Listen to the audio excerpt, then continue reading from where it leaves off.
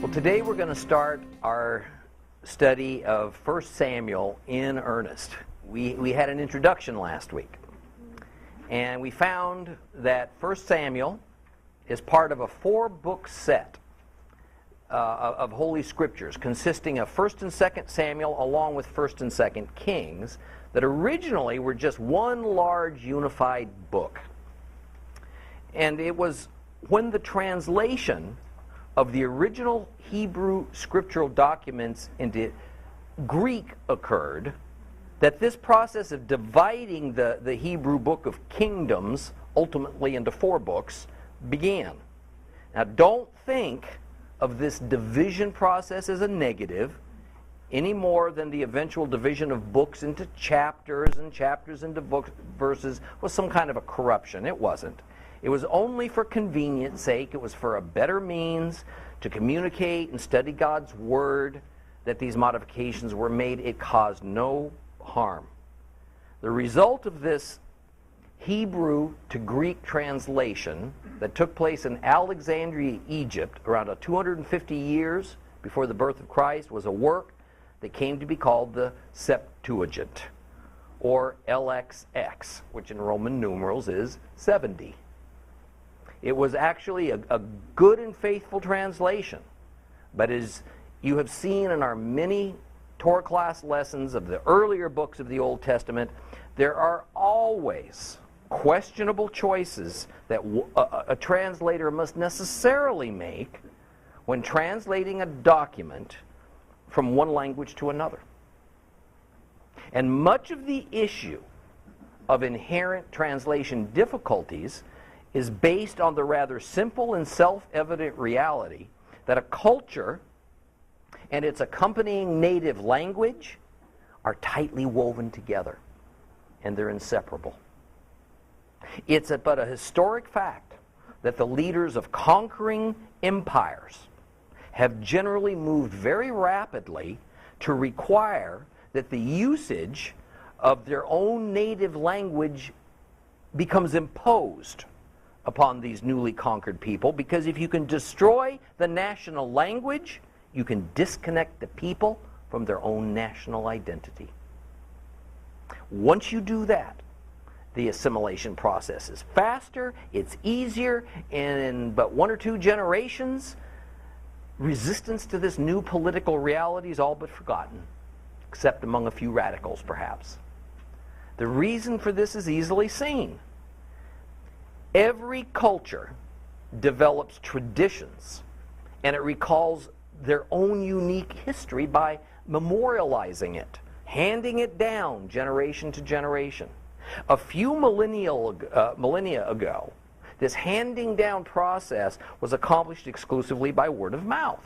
Later on, these traditions were handed down using alphabets in writing. Certain culture and societal concepts were and are unique to that culture alone. And whatever the developed language used, words were invented to describe and communicate these concepts among themselves. For instance, the word and concept of democracy has a certain meaning in America, but quite another in England, another one yet in France, and it's wholly different in modern Israel. Democracy in America has been historically and culturally based on an intense individualism, but in France, it's based on an equally intense collectivism. In modern Israel, democracy is a very unique blend of theocracy and socialism, even communism, and representative government that has a strong authoritarian thread that runs all through it.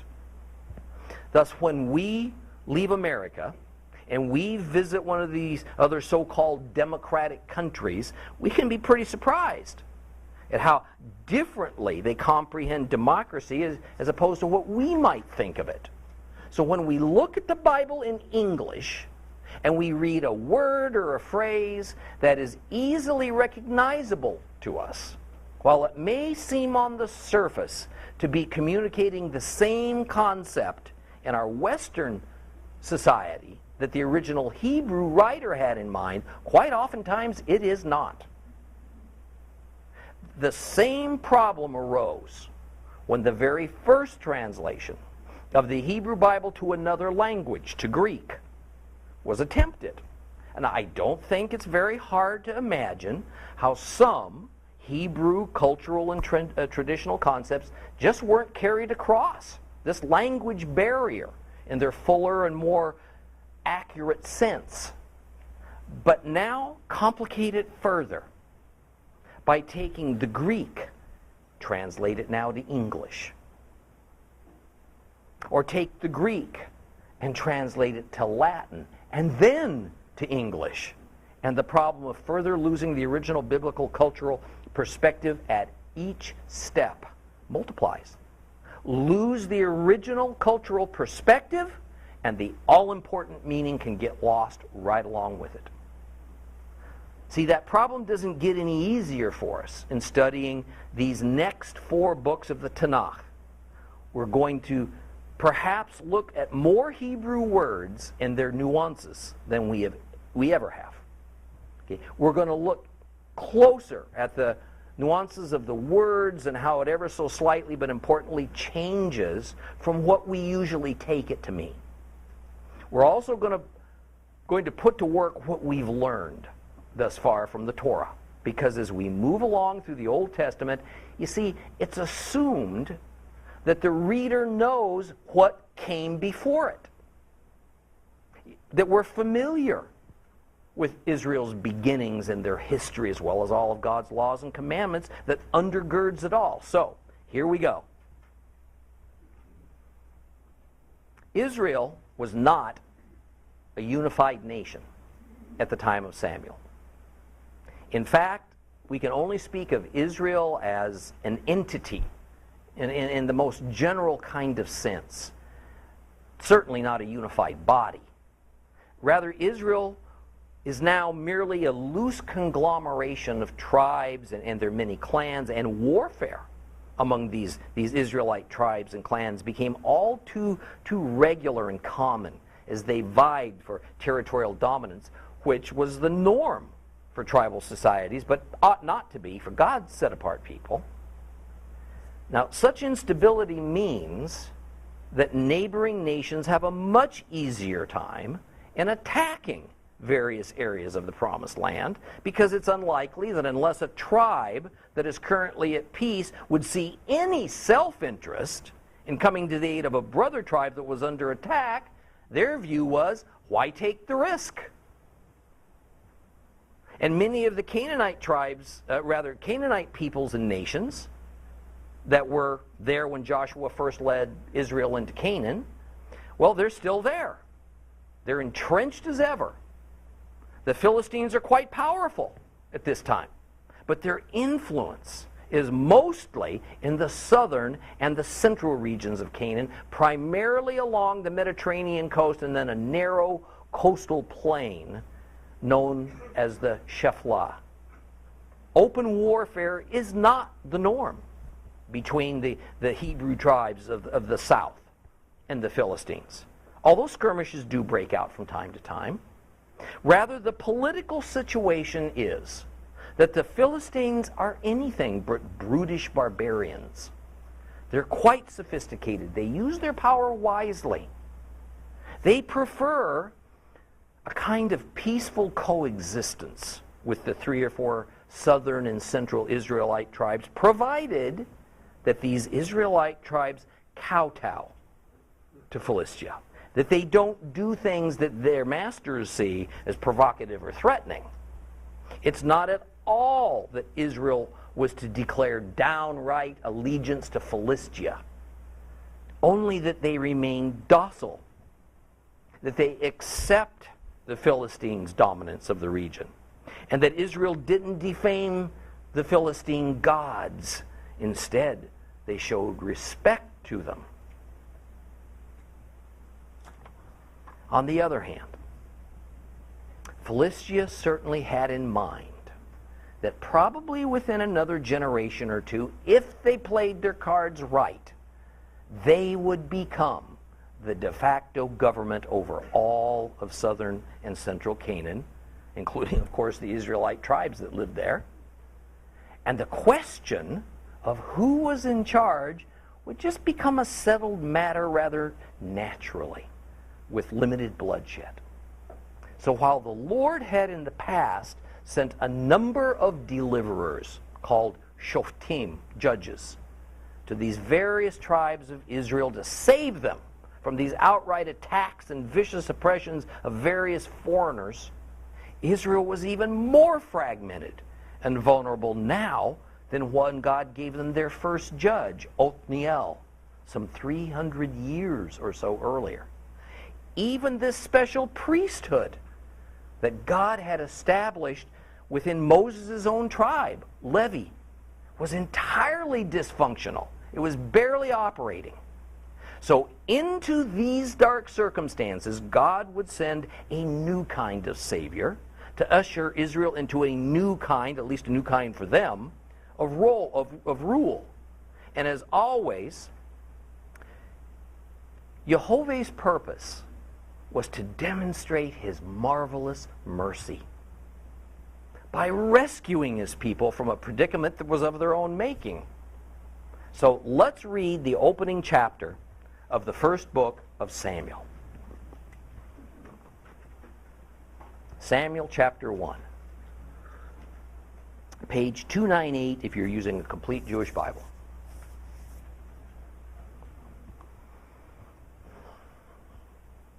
There was a man from Ramathaim Zophim in the hills of Ephraim, whose name was Elkanah, the son of Yeroham, the son of Elihu, the son of Tohu, the son of Zuph, from Ephrath.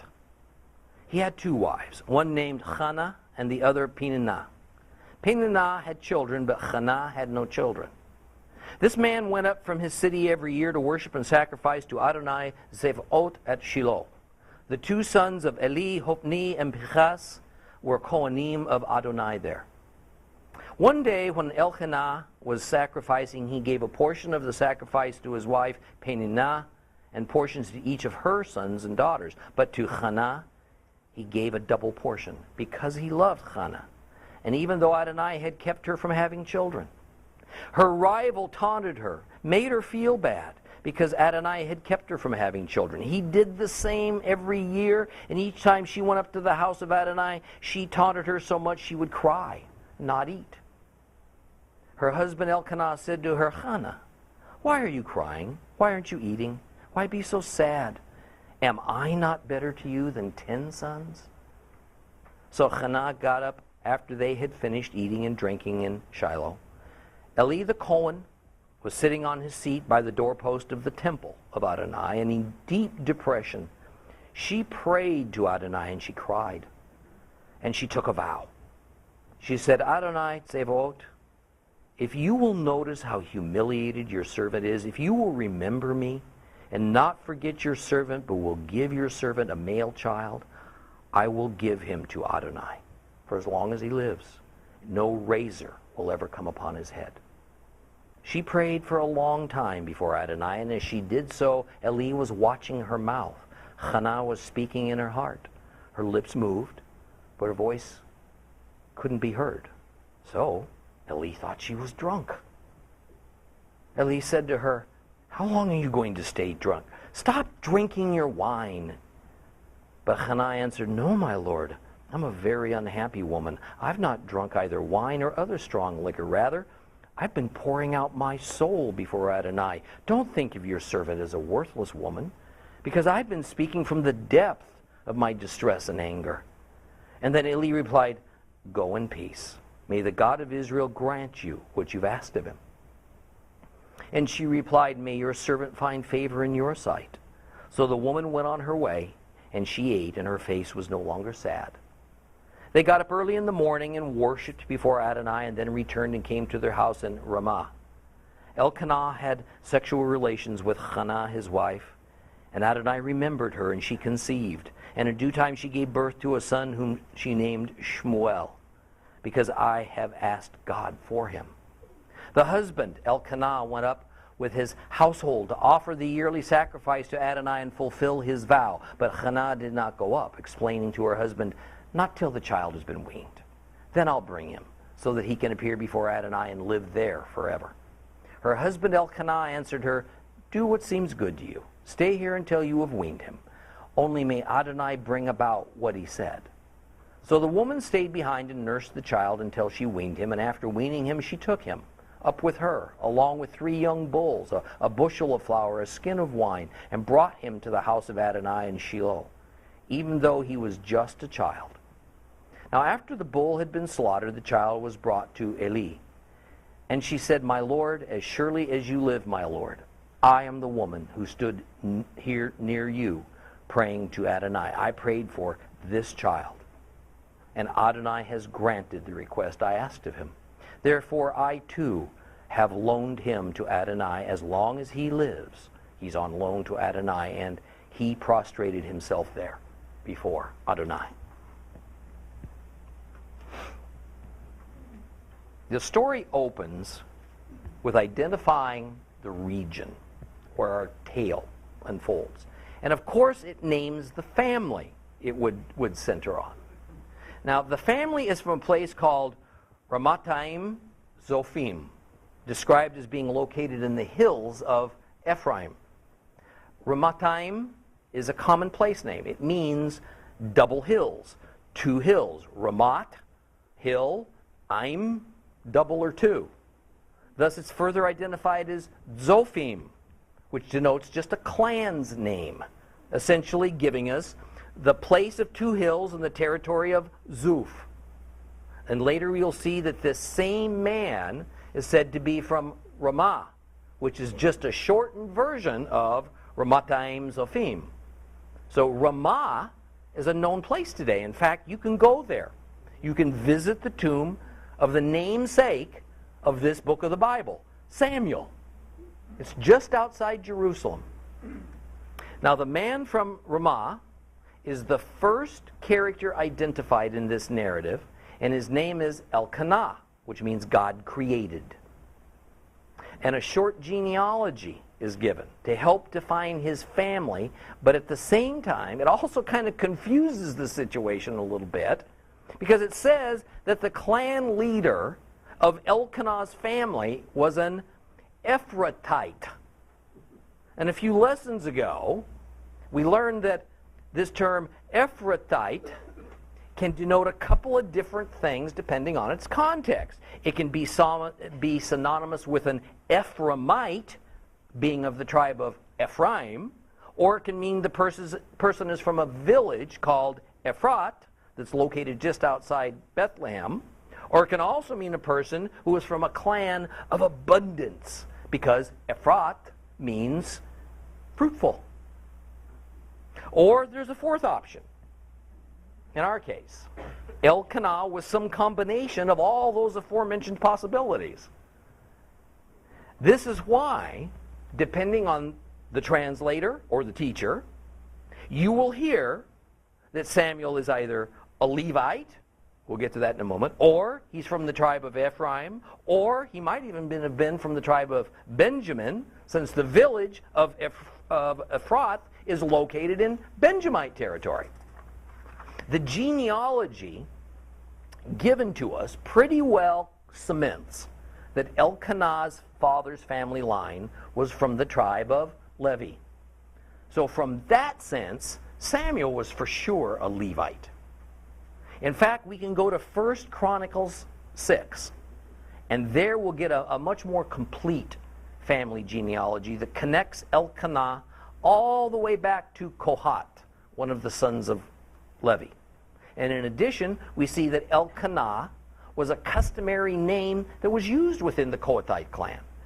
But there is no denying that there is some additional family attachment to the tribes of Ephraim or perhaps Benjamin.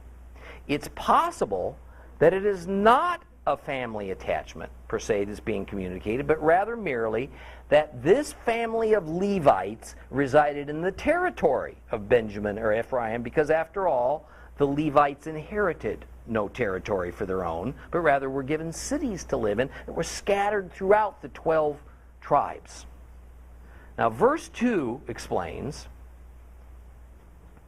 that this man Elkanah had two wives, Peninnah and Hannah, pronounced not like Hannah, but like Chana. This means that Elkanah was reasonably well-to-do. By this time in Hebrew history, a man with more than one wife, more often than not, had two wives as much for a status symbol as anything else. Since in the Middle East, having an heir was critically important, a man might marry a second woman if his first wife couldn't seem to produce him a son quickly enough. And indeed it was that Peninnah produced an heir for Elkanah when Hannah couldn't seem to do that. Well, the story setup continues with the information that this pious family went up every year to Shiloh. We say Shiloh. All right, to observe some annual festival and to make a sacrifice. Now, there's a great deal of conjecture as to just what this festival might have been. Was it one of the three great pilgrimage festivals ordained in Leviticus, Pesach, Shavuot, Sukkot? Or was it something else entirely? In fact, the evidence is that there were traditional private family or clan festivals that were held in Shiloh that had nothing to do with these Levitical feast days. That's probably the case here. Now, Shiloh was the location of the wilderness tabernacle at this time. And it was about 20 miles north of Jerusalem. The tent shrine of the Israelites had been there since the days of Joshua and remained there as the dwelling place of the Ark of the Covenant. Thus, the high priest was also located there. Eli was the high priest at this time, and his two sons were undoubtedly the chief priests directly underneath him. It is interesting that Phinehas and Hophni are both Egyptian names. They're not Hebrew. However, I doubt we ought to make too much out of this. It was kind of traditional to name some of each succeeding generation after folks from the previous generation, and we read about a man named Phinehas, a Levite during the days of Israel wandering out in the wilderness. So I'm pretty certain no inference to Egyptian loyalties is intended here. Now, we're told that Elkanah and his family went up to Shiloh annually to worship Yehovah Tzava'ot, a phrase that is usually rendered in English as the Lord of Hosts. Now, there's a brand new title for the God of Israel intended here, and this is the first time in the Bible that we discover it. There is no evidence that before Samuel's time that it was in use. We're going to find it employed in three different forms or combinations from this point forward now in Holy Scripture. Elohim Tzava'ot, which means God of hosts. Adonai Tzava'ot, which means Lord of hosts. And Yehovah Tzava'ot, which means Yehovah of hosts. Well, so what does that title mean? Lord of hosts. What's it trying to get across to us? Well, in Genesis, the term hosts is used in conjunction with two things, angels and stars. Notice in both cases, Tzava'ot, hosts, plural, is speaking of heavenly hosts, or better, heavenly bodies. A host means something that's a multitude. It's a countless number. It's virtually synonymous with the biblical expression, as many as the sands of the seashore. So at times, the Bible will speak of a host of angels or a host of stars. But when it does, the Hebrew word is not Tzava'ot, but Sava. Now this is technical, but if you'll pay attention, this will give you a little biblical fact to impress and dazzle your friends with. When the Bible uses the term Sava, it's used like an adjective. That is, Zava, a host of stars. But we'll also find the Bible using a kind of shorthand form of the phrase that means the same thing. Rather than say, for instance, Zava Malachim, a host of angels, at times the Bible would just say Tzava'ot, meaning hosts, plural. That is, the word Tzava'ot just kind of stands by itself, and you won't see host of angels, just the term Tzava'ot. Thus, the word Tzava'ot encompasses the whole phrase. So when we see the word hosts, plural, just by itself, then it means a huge army of stars or a huge army of angels. It just depends on the context, which is which. Zeva is an adjective that explains a noun, like stars or angels. So Tzava'ot is a noun that is shorthand for a host of stars or a host of angels. Another common translation of Tzava'ot is heavenly hosts. Again, depending on the context, that could mean angels, it could mean stars. Could mean both. So when we see the three forms of Elohim Tzava'ot, Adonai Tzava'ot, YHWH Tzava'ot, they're all alluding to the God who is both the God of the stars and the God of the angels, each of them innumerable in quantity. That's the sense of it. And of course, there is an interesting characteristic of stars and angels that we need to consider. Stars are physical objects. Angels are spiritual beings. Stars are visible. Angels are invisible. So this title for God that's expressed in three slightly different ways is this majestic expression meant to speak of the king and master over all the seen and all the unseen. All of God's created creatures, all of God's created objects from any dimension. There's a lot behind those small Hebrew words. It's not so easy to bring across in a simple transliteration to another language. Now, verse 4 explains that Elkanah was up in Shiloh, making his annual sacrifice, and he gave a portion of this sacrifice to his wife, Peninnah. But he gave a double portion to Hannah. It says, because he loved her.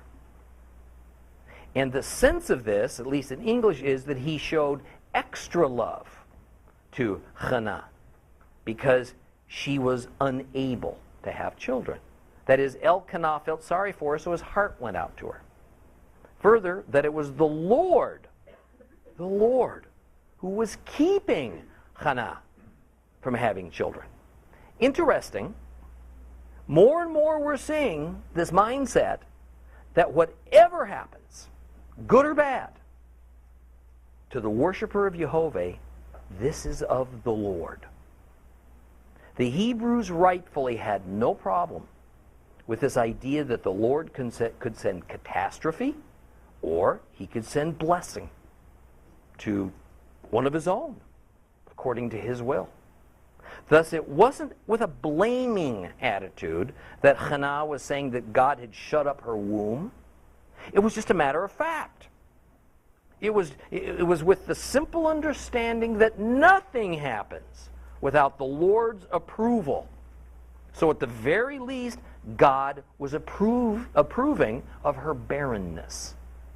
Now, I made this last point, before we dissect this part of the verse, because it's kind of common Christianese to say that the Lord is in control of everything. And nothing happens without the Lord allowing it. On the other hand, it's the rather standard evangelical doctrine that nothing but good comes from the Lord. And he would never send something bad our way. So if something bad happens, it's the devil. Therefore, a lot of modern believers paint a picture of God that has him actively sending blessings, but passively standing aside and allowing calamities to happen. The Hebrews sure didn't see it that way. And this is because that's not what the Bible says about God. Here's how Hannah sees the nature of her problem. and as most Hebrew women of her time would have or should have seen it. The Lord actively and purposefully affected her body and thus made it so she could not have children. The reason for such a harsh choice might not have been knowable to Hannah, but she was comfortable that it was God's unassailable right to do it.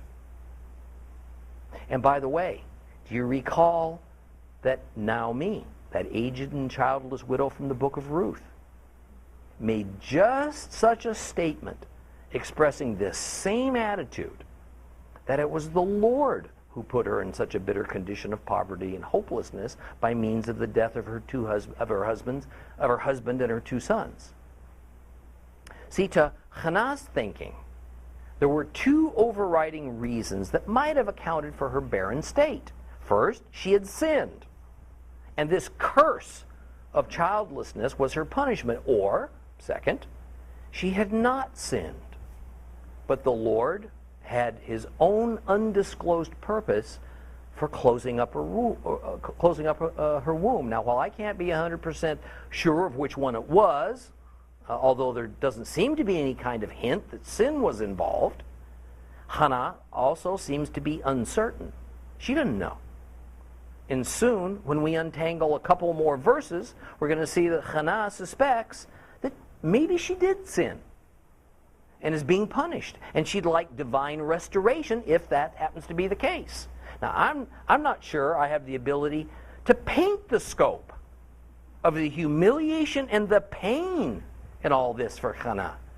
Not being able to give birth practically negated her role as a human female. She wasn't a whole woman.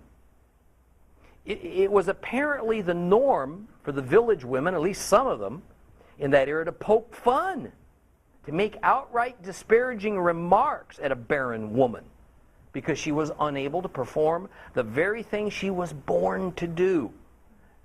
And so that made her a lesser person. If that woman's husband wasn't wealthy enough to be able to marry a second wife, then he wouldn't have an heir, which means that his life essence would end at the grave and his family line would cease. And to the ancient mind, this was all the fault of the woman. These disastrous consequences lay solely at her feet. One can only imagine the terrible state of mind that a woman like Hannah endured. Now back to the top of verse 4, and this sacrifice that Elkanah was making. It had to have been a specific class or category of sacrifice called a Zevah Shlamim, because it was one of the few kinds that a worshiper could eat a portion of it. In fact, with this kind of sacrifice, the law gave the bulk of the sacrificial animal to the worshiper for food. But it also means that this wasn't the only kind of sacrifice that Elkanah would have performed. And olah and mincha were required before a Zevah Shlamim could even occur. But there's some other interesting aspects of verse 5, where our Bibles tend to say that Elkanah gave Hannah the double portion because he loved her. That's not quite correct.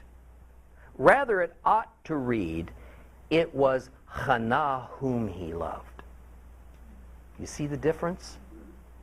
See, it immediately says he had love for Hannah, but something less for Penina, which is going to explain what comes a little later in our story.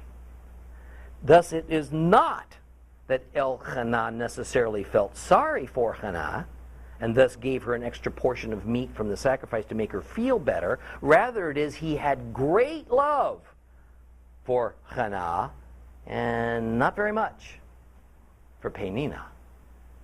It was favoritism, outright. It was preference by Elkanah. A lot like we saw between Jacob and Rachel. versus Jacob and Leah. In nearly every situation we'll read about in Scripture where a man has more than one wife or a concubine, we find trouble. Because it's just not in the human nature of women to accept being one of several in a man's household. And it's not in the human nature of men to love several women equally. Verses 6 and 7 tells us that Peninnah taunted Hannah for not having children, and this made Hannah feel bad. And every year, this whole messy, nasty scene was replayed because they'd all go up together to Shiloh for the family feast. And Elkanah would give a sacrifice, and he'd give Hannah her extra portion. And then Peninnah would retaliate by slinging, stinging words of derision towards Hannah for being childless. Now, this particular year, it so upset Hannah, she couldn't even eat her festive meal. She just wept and she wept. It was kind of a ironic situation that I'm sure Peninnah kind of delighted in. That Hannah couldn't enjoy this extra portion that her husband gave to her.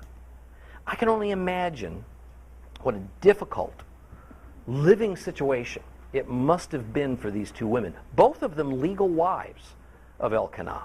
It would have been natural for jealousy to be front and center at all times, and for them to spar over getting what they perceived as their fair share of their husband's attention and his affections. So we see that in verse 6, Peninnah is even called Hannah's rival. All right, let's take a look at that for a moment. See, to translate the first part of verse 6 as saying that Peninnah was Hannah's rival is on course, but then it stops short. The Hebrew word is sarah, and more recent understanding of the Ugarit language, which is an early Semitic cousin of Hebrew, well, it shows that this is actually an informal name for a kind of wife that was quite usual in ancient Middle Eastern society. It literally means rival wife or co-wife. In the larger sense, it can mean second wife, but not in the sense that one of the two wives was first and the other one is second. In this usage, both Peninnah and Hannah were Sarah, co-wives, literally equal wives of Elkanah. So although on the surface it seems as though the English text is telling us that the taunting was occurring because they behaved as rivals, in fact the Hebrew explains that it's more akin to merely saying, oh, the other wife, without characterizing her behavior or attitude or whatever. Now Elkanah, because he greatly loved Hannah, but not so much Peninnah, tenderly tried to soothe Hannah and rhetorically asked her why she was crying. He knew why she was crying. So he tried to get her to see the bright side. Men, we're good at that, aren't we? At all the wrong times, we try to help our wives see the bright side. Even though she could give him no sons, he treated her as wonderfully as a man could have treated a wife that had given him 10 sons, which is, of course, the one reason Peninnah had given Elkanah an heir, and that made her constantly miffed, because she's the one that provided the son. Now, Hannah was, of course, despondent, and by this time she was going to take matters into her own hands. She was going to seek out the one who was causing her grief, see if something couldn't be done about it. So in verse 9, after the family finished their festive banquet meal, Hannah walks over to the sanctuary tent and confronts Yehovah in prayer. And Eli the high priest was sitting in his chair at the front entrance to the tabernacle. Of course, he noticed her. And a chair was an item of furniture in those days that was reserved for those of higher ranking, and it was considered a position of honor. A chair was not a usual piece of furniture. Most people that age merely sat on the ground or on a rock, or maybe if they're really lucky, a pillow. Hannah is weeping, and she begins her praying in front of the high priest Eli. And we're told that she sort of made a bargain with God that was in the form of a vow. If God would relent and open her womb, then she would return that child to God by means of dedicating him for sanctuary work for his entire life. Now let's carefully examine just what it is that Hannah said to the Lord. First, we need to remember, we need to give a lot of merit to Hannah for her coming to the Lord for refuge in her affliction. Now remember, she's not coming to YHWH asking that he overrides some accidental biological problem with her body, or that the Lord overcomes some malicious act by Satan. She's coming to him asking him to relent and to release her from a condition that the Lord has intentionally put upon her for some unknown reason.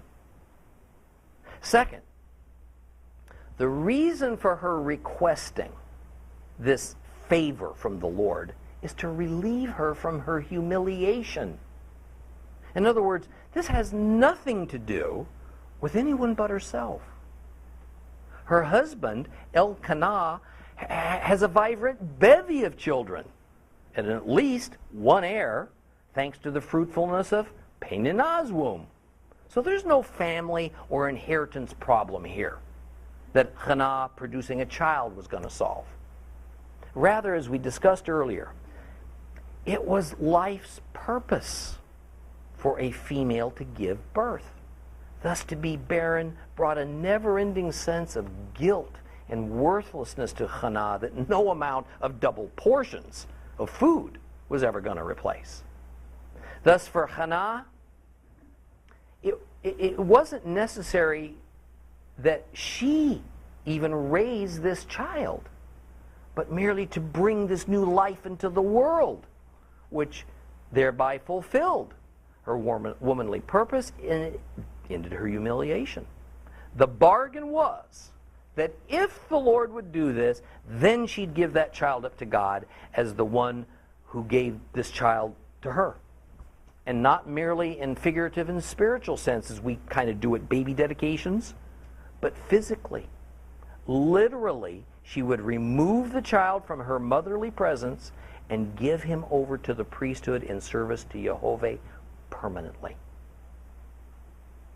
Now, I don't want to paint all vows as bargains. Many were simply promises to the Father that asked nothing in return. But as we've seen many times, vows were often part and parcel with beseeching the Lord for some kind of specific deliverance. But I also think we need to understand that a vow made to God even as a bargain, that's a serious matter. That's a serious thing to do. And Yeshua counsels against doing it. Not because it's sinful to make a vow, but because there can be unforeseen complications, a lot of unintended consequences of that vow. The vow that Hannah vowed was the vow of a Nazarite. And it was done in a similar mold as Samson's mother did, to have her shut-up womb revitalized, if you would. Both Samson and Samuel would become lifelong Nazarites, which was a rather rare occurrence biblically. A Nazarite vow was actually usually just for a specific temporary time. Now, some scholars say Samuel was not a Nazarite, and this was due to a couple of different lines of thought.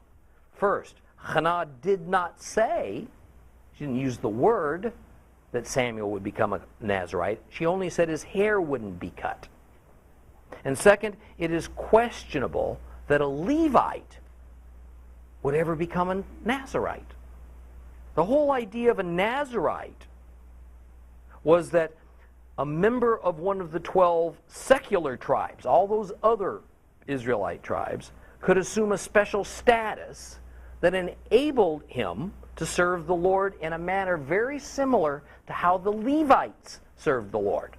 See, Levites were automatically born with the right and the requirement to serve God at the tabernacle in some capacity or another. So it's kind of redundant, at the least, for Hannah to make a Nazarite vow on behalf of her Levite son-to-be, Samuel. However, keep in mind that this is a very good indication of this confused and dysfunctional era that we're talking about. And we don't even see an overt mention here that Elkanah was a Levite. We also see no evidence of Elkanah performing some kind of sanctuary service at the tabernacle in Shiloh, which all Levites were technically obligated to do. So again, using a baby dedication as an example, there's utterly no heavenly need for a parent to stand on a stage and have a pastor give the baby's life to the Lord. Every believing parent has the right to do that at any time, anywhere, without a formal ceremony or some church authority to preside. But a lot of young Christian parents don't fully comprehend that, so they go through the unneeded, but not at all wrong, step of participating in a formal baby dedication. Hannah may have been doing something kind of similar by dedicating Samuel to the Lord, when in fact his Levite heritage already gave him that special holy status required for sanctuary service all of his life. On the other hand, Levites were generally not required to begin their full-time sanctuary service until they were 25 years old. And then they were released from that duty by the age of 50, early retirement. In our case, with Samuel, he would be the Lord's property right away due to Hannah's vow. And Samuel would begin to serve even as a small child. And then he would not be released at 50. He wouldn't be released until his death. So I have no doubts this was intended to be a Nazarite vow, whether it was appropriate, whether it was needed or not. Okay? That'll do it for chapter 1, and we'll continue it next week.